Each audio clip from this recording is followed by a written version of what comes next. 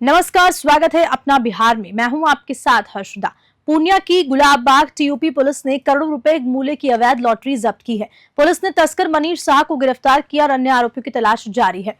पूर्णिया जिले के Gulabbagh TOP police ने आज करोड़ों रुपए मूल्य की अवैध लॉटरी की बड़ी खेप जब्त की। इस दौरान पुलिस ने तस्कर मनीष शाह को गिरफ्तार किया है। सदर एसडीपीओ पंकज शर्मा के अनुसार थाना प्रभारी कुंदन कुमार को गुप्त सूचना मिली थी कि लॉटरी की बड़ी खेप आने वाली है। सूचना के आधार पर पुलिस ने गुलाबबाग मंडी गेट के पास एक ऑटो की तलाशी ली, जिसमें 10 कार्टून यानी कि 14,44,000 लॉटरी टिकट बरामद किए। इनका कुल मूल्य करीब 2.25 करोड़ रुपए बताया जा रहा है। पूर्णिया से विनीत राज की रिपोर्ट।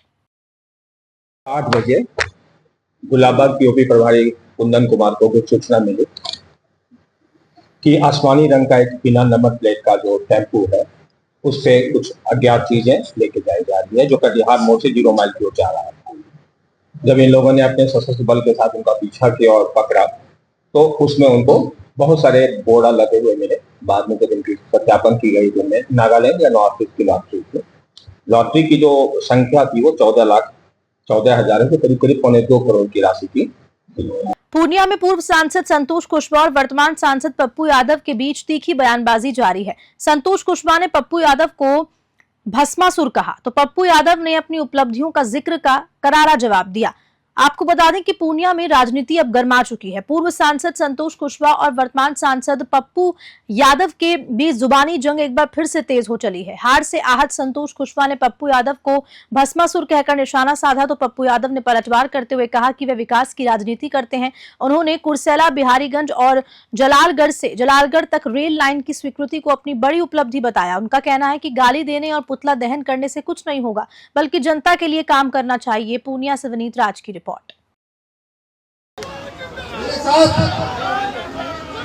गद्दारी करने वालों को मेरे हाथ मुबारकबाद है, लेकिन आपको पता कि कैसे भस्मासुर को आप लोगों ने पूर्णिया में जिताने का काम किया और 1 साल में भी नहीं हुआ है। पूर्णिया की जनता अफसोस जाहिर करने लगी है। 1 साल में नहीं हुआ है, ऐसे भस्मासुर को लोग जिताने का काम किया। क्या देश की जो सबसे सामाजिक संस्था है, जो समाज के निर्माण में, राष्ट्र के निर्माण में का काम कर रही है, वैसे संस्थाओं को कहता है कि बैन करने की आवश्यकता है। ऐसे भस्मासुर को लोगों ने जिताने का काम किया। हम अपने अनुज जो लगातार अनगरल बयान देने के लिए बेचारे सुर्खी में रहते हैं, आदरणीय संतोष बाबू, मेरे जीवन में एक छोटे भाई की तरह इन्होंने शुरुआत की थी। मुझे याद है इनका वो मोटरसाइकिल, वो घर और इनके पीछे मैं बैठ के कहीं कहीं जाया करता था। आज भी मेरा सम्मान वही है इनके प्रति। ठीक है, 10 साल ये सांसद बने, इनके फेट में और पुराने जन्म का संस्कार होगा, ये सांसद बने। भगवान करे एक आने वाले समय में ये मंत्री बने, सीएम बने, मेरी शुभकामना है। लेकिन नकारात्मक पहलू से कोई कभी कुछ नहीं बनता। अभी मैं एक सलाह देना चाहूंगा अपने भाई को। कल मेरा क्वेश्चन है ये, इसको देख लीजिए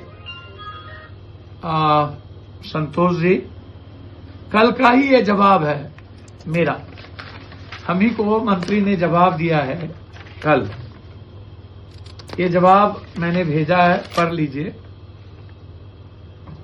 शेखपुरा विधायक विजय सम्राट ने विधानसभा सत्र में क्षेत्र की समस्याओं को उठाया। उन्होंने सड़क चौड़ीकरण और कब्रिस्तान घेराबंदी का मुद्दा रखते हुए सरकार से जवाब मांगा, जिस पर सदन ने जमकर हंगामा किया।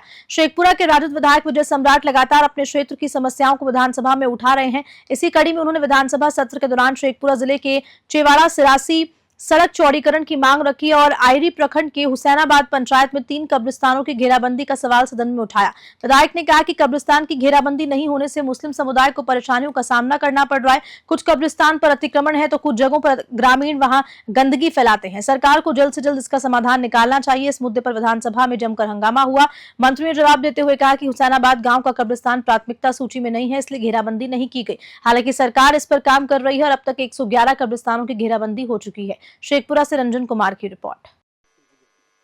श्री विजय कुमार, माननीय सदस्य श्री विजय कुमार।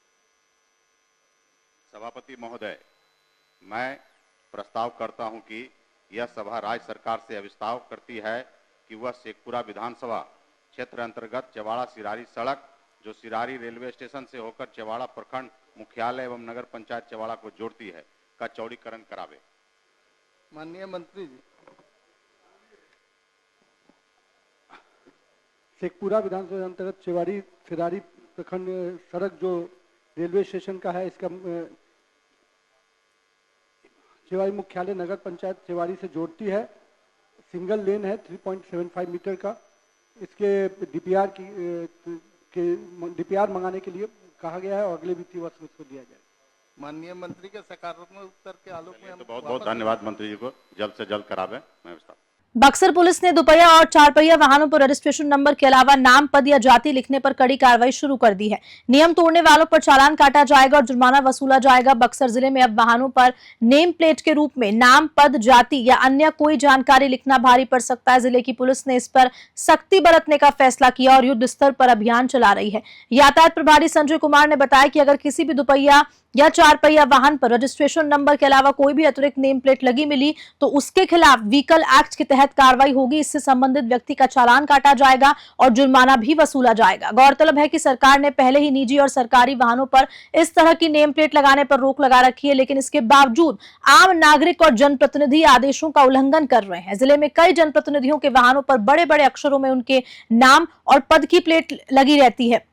बक्सर से धीरज कुमार की रिपोर्ट। इस पर विभाग बहुत ज़्यादा ही सख्त है। लगातार यातायात नियम को उल्लंघन करने वाले के विरुद्ध लगातार सघन अभियान चलाया जा रहा है और जागरूक भी किया जा रहा है कि आप बिना हेलमेट न चलें, ट्रिपल लोडिंग न चलें, किसी का बोर्ड लगाकर नहीं चलें।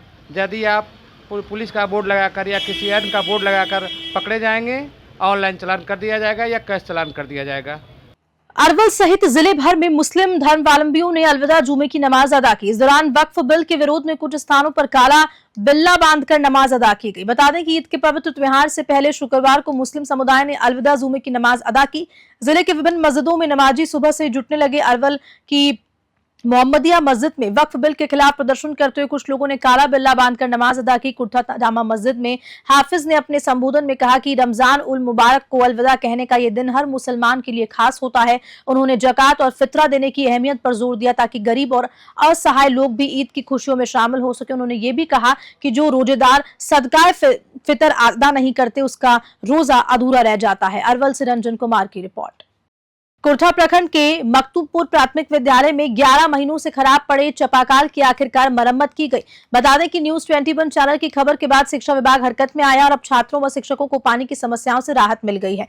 प्रखंड क्षेत्र के मखदूमपुर प्राथमिक विद्यालय में पिछले 11 महीनों से चापाकल खराब पड़ा हुआ था, जिससे विद्यालयों में पेयजल संकट बना हुआ था। शिक्षकों को नल जल योजना से पानी लाकर भेजना और भोजन तैयार करना पड़ता था, जिससे काफी परेशानी का सामना करना पड़ा। प्रधानाचार्य अमरिंद्र कुमार ने कहा कि उन्होंने कई बार विभागीय अधिकारियों को इसकी जानकारी दी, लेकिन कोई ठोस कार्रवाई नहीं हुई। बाद में न्यूज 21 चैनल की रिपोर्ट के बाद जिला शिक्षा विभाग हरकत में आया और चापाकल की मरम्मत कराई। अरवल से रंजन कुमार की रिपोर्ट। खबर के साथ बुलेटिन में इतना ही। नमस्कार।